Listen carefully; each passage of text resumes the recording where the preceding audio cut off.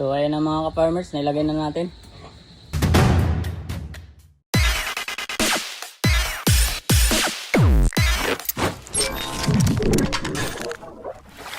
Almost ready na ang ating pausok mga ka-farmers. Antayin lang natin to na umusok ng gusto bago natin ilipat sa loob. So ganun pa rin yung nilalagay natin, yung baon ng nyug kaka mga bunot na tuyo. Tapos ito nilagay natin yung mga kahoy na mga basa, pinutol-putol natin mga ka-farmers, ilagay natin dyan para mapanatili yung usok nya, para hindi masunog kaagad. So yun yung ginamit natin mga ka-farmers, yung mga basang kahoy na yan. Bali pinutol-putol na natin para magkasya dyan.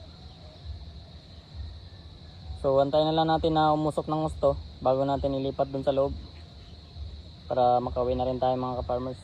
Kaya na, mausok na mga ka-farmers. Pwede na natin ilipat yan. Ilipat na natin sa loob. So ayan na mga ka-farmers, nilagay na natin. At mausok na. Medyo mainit na rin yung lata. At sigurado ako magtatagal yan mga ka-farmers at punong-puno ng kahoy. So magtatagal yung init yan sa loob na yan. At sinadya natin yan na mas malapit dun sa higaan nila para may initan na rin yung mga biik natin. So all goods mga ka-farmers. So ayun na mga ka-farmers, makita natin masyadong mausok na yung kulungan natin. Ayan. At halos buong kulungan natin talagang napuno ng usok. So goods na goods mga ka-farmers.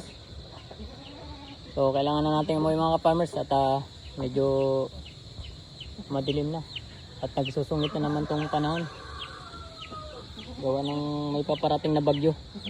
So kailangan na natin bumaba. Okay mga ka-farmers, happy farming.